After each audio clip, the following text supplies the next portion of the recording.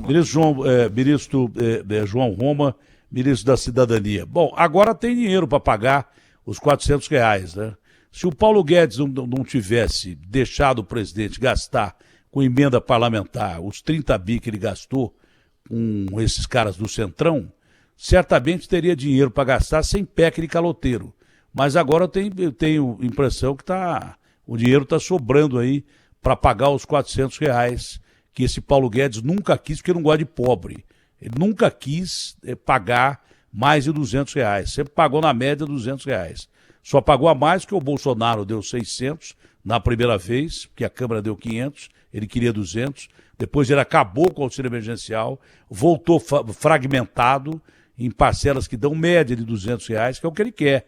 Ele acha que o povo pode viver com 200 conto, com uma inflação que ele ajuda muito a criar de 11%, com o dólar nas alturas e a bolsa caindo.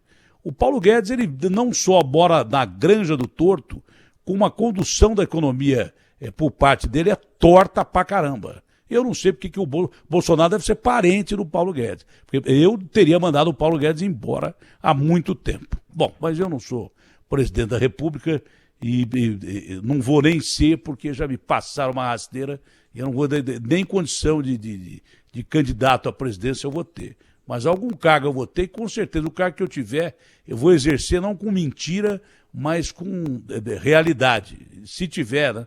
Porque eu sei lá se o povo vai votar em mim também, mesmo porque o povo gosta de votar em quem ferra com o povo normalmente. Ministro, bom dia, um prazer falar com o senhor. Agora dinheiro tem para pagar o auxílio emergencial de R$ 400. Eu queria saber a partir de quando esse auxílio vai ser pago. É um prazer falar com o senhor, o desabafo não tem nada a ver com o senhor. É uma pessoa que eu gosto, admiro e que sempre recebo com muito carinho. Bom dia, ministro. Bom dia, Datena, bom dia a todos os ouvintes da Rede Bandeirantes. Eu fico muito feliz de poder estar aqui conversando com você e agradeço essa oportunidade de estar conversando com milhões de brasileiros nesse momento, comemorando, sim, a aprovação de uma PEC que viabiliza o reforço de um programa social, não é, que nós sabemos que existem 17 milhões de famílias brasileiras que estão na faixa da pobreza e extrema pobreza. Essas pessoas que estão passando necessidade precisam, sim, de um reforço do programa social no enfrentamento das consequências sociais dessa pandemia, né? Pessoas que tiveram muitas vezes impedidas de ganhar o sustento de suas famílias. Então, assim como outros países do mundo estão fazendo, é muito importante que o Brasil consiga também reforçar o programa social dessas pessoas que estão muitas vezes com dificuldades até em suprir o alimento básico de suas famílias, né? O processo mundial, né, de inflação, nós estamos vivendo uma crise global, né? O Brasil tem feito o seu dever de casa e essa PEC, inclusive, ela vem fazer o regramento, dar mais transparência, não é, sobre a previsibilidade de gastos públicos. Pouco antes, né, da mensagem orçamentária esse ano, surgiu, né, um pagamento de 89 bilhões de reais de precatórios. Então, essa previsibilidade é muito importante para que haja, certo, maior controle dos gastos públicos. Da maneira como foi formulada, que foi fruto de várias reuniões, inclusive com a área econômica, reuniões tensas, mas reuniões francas, buscando solucionar o problema, encontramos realmente um mecanismo que possibilita, né, abrir um espaço fiscal que dê recursos diretamente para a área social. Não são recursos que vão para emendas de parlamentar, são recursos, certo, com finalidade específica. Mas já foram. Para fortalecer a área social. Foram 30 bi para emendas de parlamentar. Cidadão mais necessitado. Eu sei, mas já foram. Não dá para justificar agora que essa emenda vai pagar auxílio emergencial de pobre, porque lá atrás o governo gastou 30 bi com emenda de parlamentar. Era o suficiente para pagar o auxílio emergencial. Um país que é caloteiro e que gasta mal, ninguém investe aqui, ministro. Isso aí podia ter sido melhor conduzido pela área econômica. Eu sei que, como você comentou agora há pouco, certamente você poderá estar disputando a eleição, não é? Eu até gostaria de te convidar para... Olha, nem sei mais, viu? Eu nem sei mais. No meio dessa gente que aprova esse tipo de medida, nem sei mais se eu tenho interesse. Era importante, para dizer a verdade. Depois dizem que eu não vou para a política. Não, depois dizem que eu não vou para a política, por isso, por aquilo, é por esse tipo de coisa aí. Coisa que teria sido evitada. Quer dizer, por que o Paulo Guedes, já que ele quer furar gasto, já que o ministro quer furar gasto agora e prometeu que não ia furar, é mais uma que ele disse que não ia fazer, aumento de imposto, não ia furar gastos de forma alguma, e está furando o teto de gastos, por que ele não fura mais o teto de gastos e dá 600, 700 pau para o povo que precisa, ao invés de 400? Aproveita a PEC dos precatórios e dá 600, 700. Deixa eu fazer um raciocínio com você, Datena. Vamos imaginar que você resolva disputar a eleição e se transforma em senador. Não, deixa isso para lá. Não, deixa isso para lá. Eu não quero falar sobre isso. Eu quero falar sobre o auxílio emergencial. Eu ainda não disputei a eleição e nem sei se vou disputar. O senhor pode usar qualquer outro exemplo, menos o meu. Eu estou aqui como jornalista e não como candidato a coisa nenhuma. Perfeitamente, Datena. Mas o que cabe esclarecer é que o papel princípio, uma das principais finalidades do Congresso Nacional é definir a peça orçamentária. É o Congresso que define o orçamento público. E é preciso também tirar uma visão muitas vezes preconceituosa do que significa a emenda parlamentar. É uma ferramenta legítima. Essas emendas são diferentes de outro tipo de recurso que a pessoa pode olhar. O orçamento secreto é legítimo? O orçamento secreto, que ninguém sabe para onde vai o dinheiro e qual é o senador ou deputado que recebe. Tem orçamento secreto aí no meio. Datena, isso é uma expressão preconceituosa utilizada por uma peça orçamentária. Quando um orçamento é destinado, vamos supor, eu não vou usar o seu caso, eu vou usar o meu caso, Datena. Você me conhece, sabe que eu sou deputado federal eleito pela Bahia, estou licenciado na qualidade de ministro. Como deputado federal pela Bahia, por exemplo, eu preciso dar respaldo aos eleitores que votaram em mim. E como eu dou esse respaldo através do orçamento? Por exemplo, alocando a construção de uma barragem no município de Serra Preta, colocando recursos para a construção de uma estrada. Isso é a finalidade das emendas parlamentares. Então é legítimo que o parlamento... O senhor tem certeza que essas emendas parlamentares, distribuídas de mais de 30 bi pelo governo, serviram para ir para a barragem e não para a campanha eleitoral? O senhor tem certeza disso? O senhor tem convicção disso? Que todos os parlamentares que receberam as emendas usaram em benefício do povo? Eu tenho muito orgulho, Datena, da forma como eu destino as emendas parlamentares, às quais eu tenho domínio. O senhor coloca a mão no fogo por 513.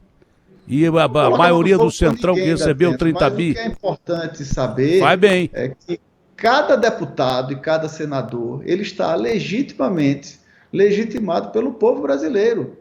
Cada um deles passou por uma eleição, ele tem povo para dar satisfação aos seus eleitores. Então é como funciona o sistema brasileiro. Mas vamos nos ater ao tema, como você pediu, e vamos falar sobre o Auxílio Brasil. Na semana passada, muita gente abriu a boca para dizer que o governo estava acabando com o Bolsa Família. E o Auxílio Brasil, ele é um programa, inclusive, muito mais fortalecido. Todos os beneficiários do Bolsa Família já serão abraçados pelo Auxílio Brasil, que passa a ser o novo programa permanente do governo de transferência de renda. O Auxílio Brasil está integrando outras políticas públicas, como a primeira infância, como capacitação, como segurança alimentar e nutricional, que é uma pauta que precisa ser superada no nosso país. Um programa que chega, inclusive, para uma quantidade maior de brasileiros, que atualmente são 14,7 milhões beneficiários com o programa Bolsa Família. Nós vamos passar para 17 milhões de beneficiários. E a opção do governo é justamente focar as ações do governo para a população mais necessitada. Quem está no programa permanente é justamente as pessoas que estão na faixa da pobreza e extrema pobreza e que necessitam, em especial nesse momento, de um suporte maior do programa social. Sabemos que todos sofreram com o advento da pandemia. O mundo inteiro está passando por privações por decorrência dessa pandemia. Mas existem brasileiras e brasileiros que sofrem muito mais. E esses são justamente as pessoas mais necessitadas, que fazem parte da pobreza e da extrema pobreza, que fazem parte, portanto, do programa permanente do governo. Quando é que começa a ser pago os R$400? De que forma vai ser pago e quem vai receber esse auxílio emergencial de R$400? O Auxílio Brasil, Datena, começa a ser pago na próxima semana, no dia 17 de novembro, dando sequência, como era, inclusive, o calendário de pagamento do programa Bolsa Família, no mesmo calendário como as pessoas já estão habituadas de receber. Mas esse complemento que vai viabilizar com que cada um dos beneficiários não receba menos de R$ 400, só será possível ser implantado a partir do mês de dezembro, porque a folha desse mês já está fechada e a PEC foi aprovada na Câmara, mas ainda precisa ser apreciada no Senado. Então, para isso, né, para que os R$ 400, né, sejam implantados dentro no fortalecimento desse benefício social, ainda precisa que seja aprovado no Senado e daí que se operacionalize todo esse pagamento, fortalecendo o programa social do governo, né, ajudando as pessoas que mais precisam no nosso Brasil. É garantia mesmo dos R$ 400 só depois de passar pelo Senado. Então, para você que está nos ouvindo, a partir de dezembro seria esse auxílio emergencial. Ele seria linear, todos receberiam R$ 400, ou seria gradativo, como o auxílio emergencial foi, o Auxílio Brasil? Não, Datena. O programa permanente, o Auxílio Brasil, diferente do auxílio emergencial, que tinha um valor definido, esse programa ele tem um ticket variado de família a família, de acordo com as condicionantes de cada família. Se a mãe tem filho, qual é a faixa etária daquela família, qual é a renda per capita daquela família. Então, no programa permanente, tem gente, muitas pessoas vão receber menos de R$ 100 e outras pessoas recebem até mais de R$ 600, dependendo da configuração dessa família e da necessidade que ela vive. E esse benefício transitório vem justamente para equalizar essa distorção, fazendo com que nenhum dos beneficiários receba menos de R$ 400 nesse período de enfrentamento das consequências sociais da pandemia. Então, esse mês começa o pagamento, como era anteriormente, com o aumento de 17,9% do programa permanente, e já em dezembro começa a ser pago esse benefício compensatório, que faz com que nenhum dos beneficiários receba menos de R$ 400, mas vai ter gente recebendo muito mais. Mantém-se o benefício, os benefícios conseguidos durante o auxílio emergencial do Auxílio Brasil? Por exemplo, o cidadão que consegue um emprego e não teria mais direito ao Auxílio Brasil, depois ele pode voltar ao programa, se perder o emprego de novo? Talvez essa seja a transformação mais importante desse programa da Tenda. Muito obrigado, uma excelente pergunta. Uma grande diferença do Auxílio Brasil é que, ao invés dele punir o cidadão que consiga, por exemplo, assinar a carteira, que consiga uma oportunidade de trabalho, antigamente ele ia perder o benefício social. Isso dividiu os brasileiros, porque muita gente dizia, a pessoa não quer trabalhar, só quer o benefício social. Quando não é verdade, as pessoas querem sim uma proteção social. Então, neste novo programa Auxílio Brasil, a pessoa vai ter um estímulo do governo para que ele possa, sim, assinar a carteira, para que ele possa ampliar a renda da sua família, conquistar mais qualidade de vida, tendo uma regra de permanência no programa, certo? Que garante que ele permaneça no programa, inclusive que ele tenha um estímulo financeiro no momento em que ele conquistar uma posição de trabalho. Então, é um programa que, ao invés de punir aquele cidadão que conseguir, né, uma ascensão, que conseguir uma oportunidade de trabalho, a gente vai estimular para que essa pessoa consiga caminhar com as próprias pernas e conquistar melhor qualidade de vida para a sua família.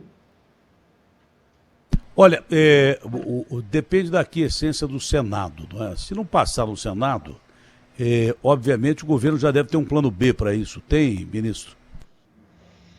Datena, nós estamos focados e confiantes na aprovação dessa medida pelo Senado.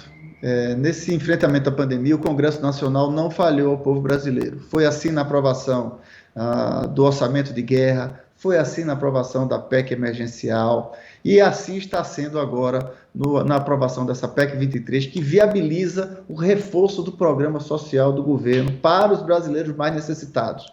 Não podemos esquecer que existem 17 milhões de famílias no Brasil devidamente cadastradas que estão na faixa da pobreza e extrema pobreza. Então, nós estamos focados e confiantes. Conversei já com o presidente do Senado, Rodrigo Pacheco, me fez diversas perguntas sobre o programa social, e manifestou-se totalmente empenhado em dar o máximo de celeridade na tramitação desse tema no Senado, buscando sensibilizar os seus pares senadores, e fica aqui o nosso apelo, para que cada parlamentar possa, sim, mais uma vez, estar ao lado do povo brasileiro, viabilizando um programa social mais robusto que possa, sim, ajudar essas pessoas mais necessitadas.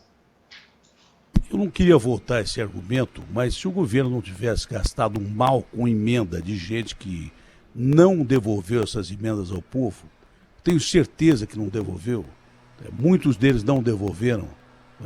O Brasil não precisaria de PEC e de calote. Isso aumenta o risco Brasil, porque ao mesmo tempo que não paga um coitado num aposentado que tem para receber do governo, não paga fundos internacionais que vão deixar de investir no Brasil para reaquecer a nossa economia. E um país que não tem controle sobre seus gastos, porque pior do que isso, né? Não tem controle sobre seus gastos e fura o teto de gastos, aumenta ainda mais o risco Brasil. E com 11% quase de inflação, e se ninguém investir aqui, o Brasil está perdido. Se não houver dinheiro externo investido no Brasil, aí é que o pobre vai ficar realmente mais pobre do que sempre e vai ficar miserável, como já tem muita gente miserável no Brasil. Mas eu vou repetir a pergunta: se o Senado não aprovar, tem uma boia, um plano B para o governo pagar esses R$400? O governo, é questão de honra para o governo pagar esses R$400, ministro?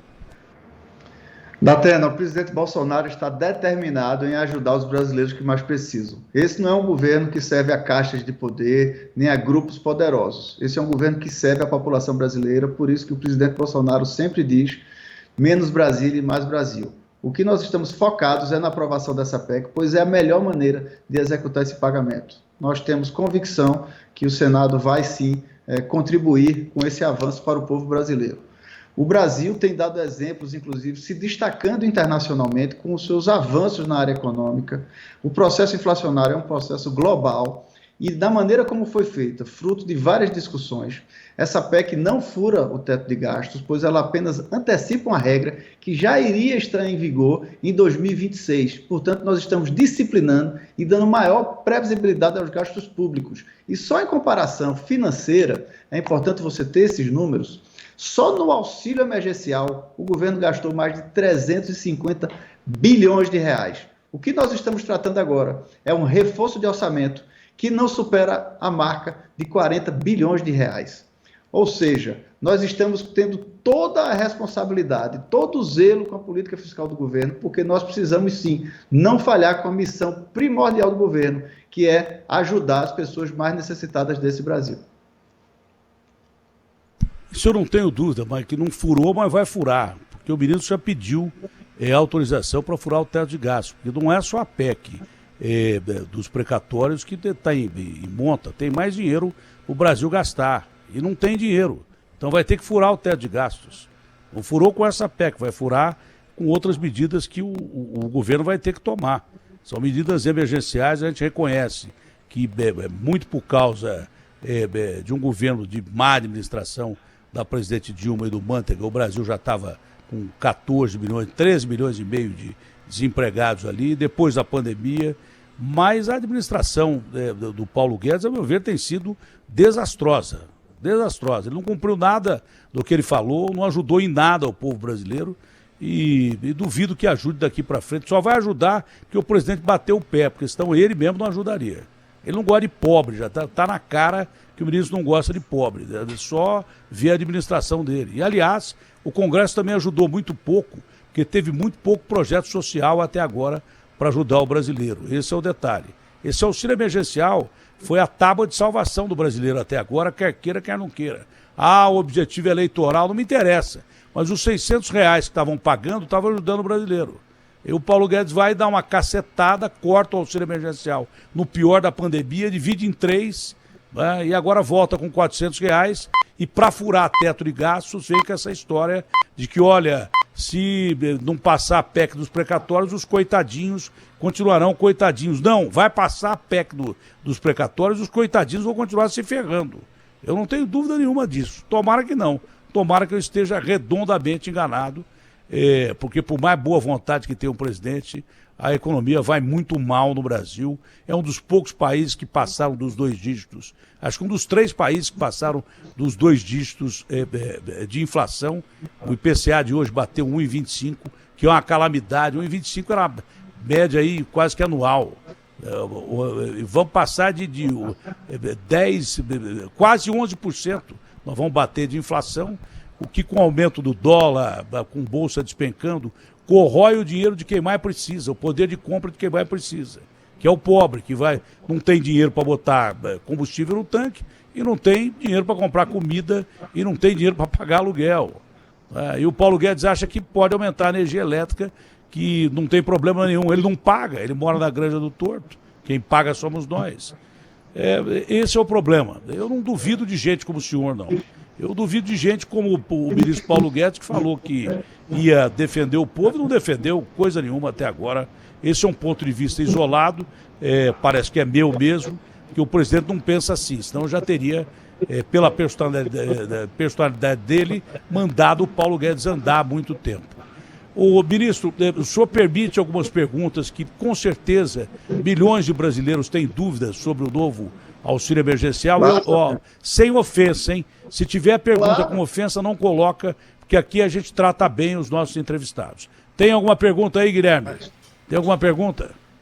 Datena, tem pergunta, mas os ouvintes iniciais aqui estavam um pouco acalorados, os ânimos um pouco acima do natural. Ofensa, não. Mas agora com a forma de eu trabalhar. Vai chegar a pergunta aqui.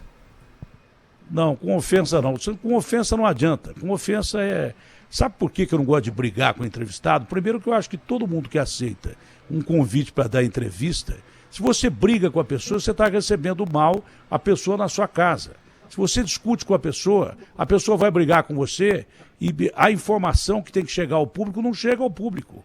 É por isso que as entrevistas minhas chegam até o final, com direita, esquerda, centro, porque eu trato bem as pessoas. Eu posso até discordar, mas acho que ofender jamais. Porque se eu ofender o ministro me ofende de lá, e aí acabou a entrevista. Aí que legal. Olha, o Datena, hein, é bravo e tal, e o povo que precisa saber das coisas não sabe de nada. Então tem alguma pergunta aí que possa esclarecer alguma coisa ou não? Ou é só ofensa? Agora começou a chegar já, Datena, com o seu toque, já começou a chegar assim, pergunta. Não, sim, mas tem. Você já ouviu a pergunta? Antes de colocar no ar, você já ouviu, Guilherme? Sim, o João ouviu aqui, atestou que não tem nenhuma ofensa ao ministro, tá tudo certo. Se o ministro permitir, então eu vou colocar a pergunta no ar. Eu permito, mas eu queria, ao ponto que, mais uma vez, eu te agradeço a oportunidade de poder estar aqui, trazendo esclarecimentos e informação para o povo brasileiro. Eu queria agendar com você a oportunidade da gente poder fazer uma entrevista dessa presencial, que eu quero te visitar aí para tomar um café com você, não é? E porque a gente possa discutir mais a profundo esses assuntos, não é? E logo que eu tiver uma próxima agenda, eu quero fazer uma visita aí presencial. Tá? E será muito bem recebido, o senhor pode ter certeza. Em atuar, né? Você sabe que o Ministério da Cidadania é o braço social do governo Bolsonaro e nós estamos determinados em ajudar os mais necessitados. Tanto através do Auxílio Brasil, claro, que eu tenho certeza que é um avanço na política social do governo, como em outras pautas que eu tenho interesse depois de conversar com você, como a questão da segurança alimentar e nutricional. Não é admissível, Datena, que um país que alimenta mais de 1 bilhão de pessoas, que 1 em cada 5 pratos de comida no mundo é produzido pelo Brasil, que nós desperdiçamos 30% de tudo que produzimos, não é admissível que ainda existam brasileiros passando fome. Então, algo está errado e não é a escassez de alimento. Então, nós estamos tratando desse assunto. Amanhã mesmo estamos lançando um programa com o presidente Bolsonaro para cada vez mais fortalecer essa questão da segurança alimentar. E sobre esse tema eu gostaria de depois ter uma entrevista especial com você para que a gente possa detalhar e aprofundar um tema tão importante para milhões de brasileiros.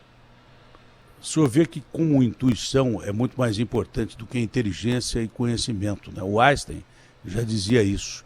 Um morador de rua que estava comendo comida do lixo foi entrevistado pelo Garrafa e a resposta dele foi a seguinte: olha, eu estou comendo comida do lixo, que é a única coisa que eu tenho. Então eu tenho que comer comida daqui. Agora, o nosso país joga grande parte do que produz de alimento fora. O morador de rua disse isso. A consciência dele não devia ter um conhecimento elevado, não deve ter tido acesso a estudo e tal, mas tinha intuição e informação. A maior parte do que a gente produz, a gente joga fora, ou grande parte do que a gente produz, a gente joga fora. Só me desculpe o começo acalorado da entrevista, mas discordar não significa brigar. Oi? Isso mesmo. E muito disso por causa da burocracia, por disfunções normativas. E nós estamos justamente tratando disso, porque hoje, inclusive, o empresário que quer doar o alimento, ele termina sendo punido.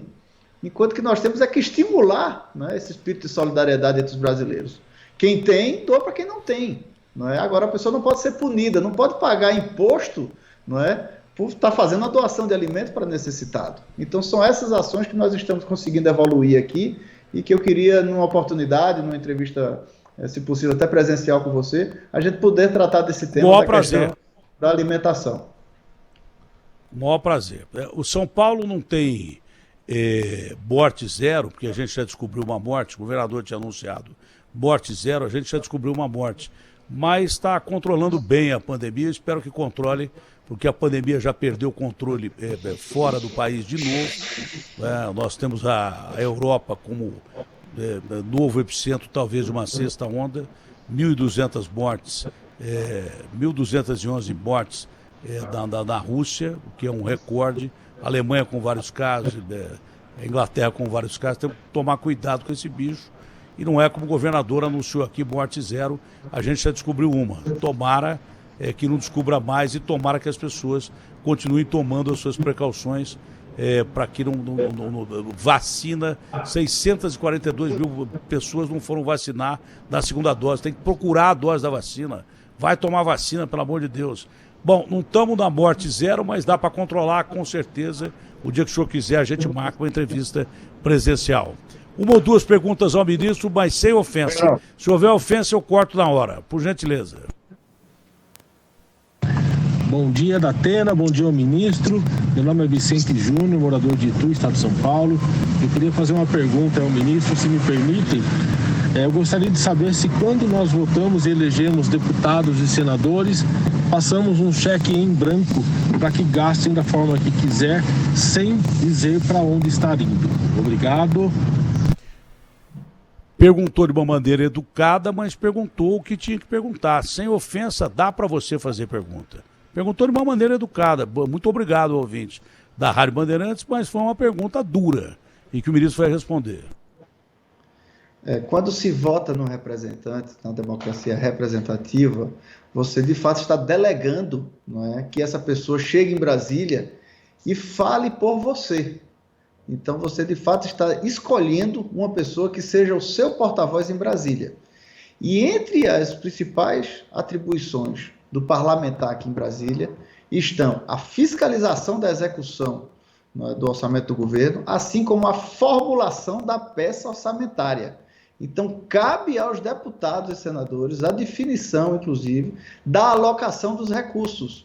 Todos os anos é feita uma peça orçamentária e cabe aos parlamentares, tanto que existem, além disso, as emendas impositivas, as emendas nominais e as emendas de bancada e também, não é, as emendas de comissão. Isso se dá através da peça orçamentária e isso está dentro do sistema de transparência, onde hoje toda a execução de obra pública pode ser observada através do portal de transparência. É importante, sim, que além de votar e escolher adequadamente o seu representante, você acompanhe o dia a dia do mandato desse seu representante para saber se as posições que ele está tomando têm a ver com o que você gostaria que estivesse sido deliberado em Brasília, e também é fácil analisar a destinação dos recursos dele através dessa mesma peça orçamentária, né, dentro do portal Transparência, onde você vai ver qual é o deputado que está colocando recursos para aquilo. Por exemplo, se você é uma pessoa muito sintonizada com a área de esportes, você vai lá dentro do que distinguiu o seu representante e vê se ele colocou emenda para a área de esporte. Vê se ele colocou emenda, por exemplo, em áreas que tem a ver com as bandeiras que você acredita. Senão, você escolhe um representante que faça justamente a defesa das bandeiras que você acha que são as prioritárias para o Brasil.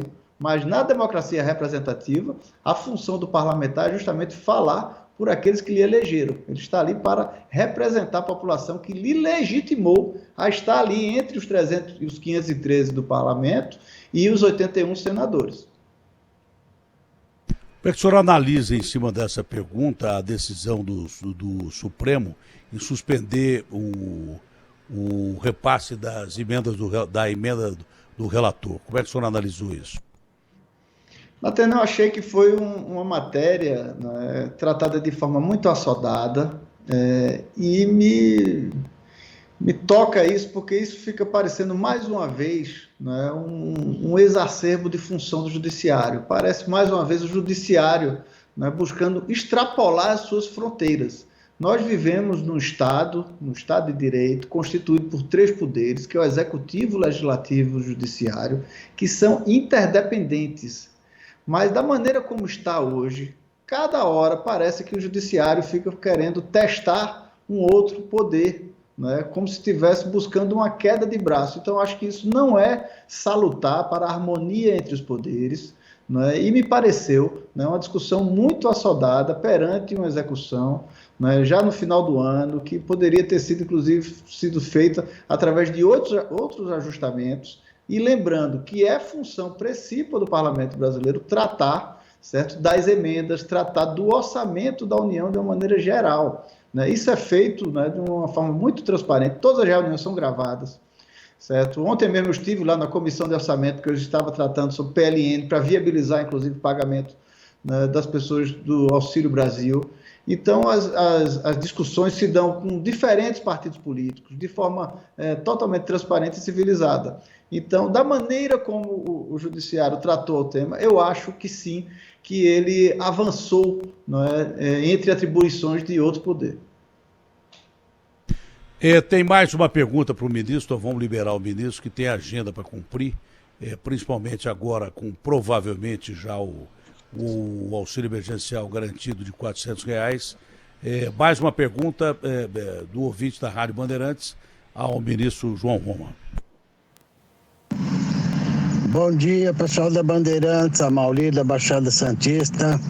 Eu gostaria que o ministro explicasse essa história do Auxílio Brasil durar até dezembro de 2022 só.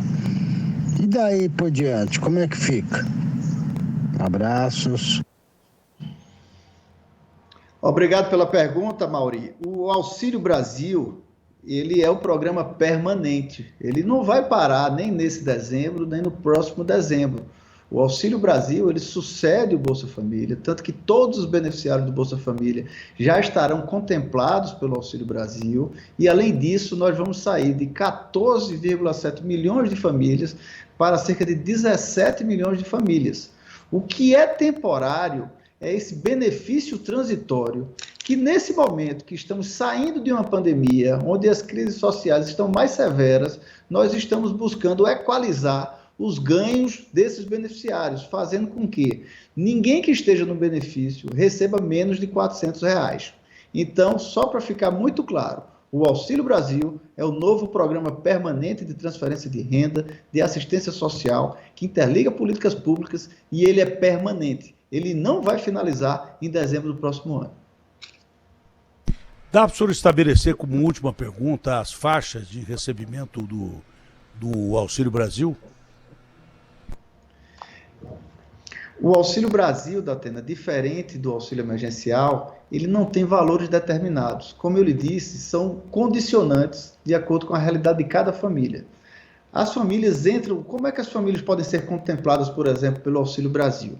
Elas procuram o SUAS, que é o Sistema Único de Assistência Social, que funciona assim como o SUS, de forma tripartite federativa, está estabelecido em todos os municípios do Brasil. A pessoa vai lá no Centro de Referência de Assistência Social, vai fazer um cadastro, que é um cadastro aprofundado, que não leva em conta apenas o rendimento da pessoa, mas as condições que ela vive, sua composição familiar. Portanto, dentro dos beneficiários do Auxílio Brasil, existem pessoas que ganham menos de R$100, até pessoas que ganham mais de R$600, a depender dessas necessidades sociais de cada uma.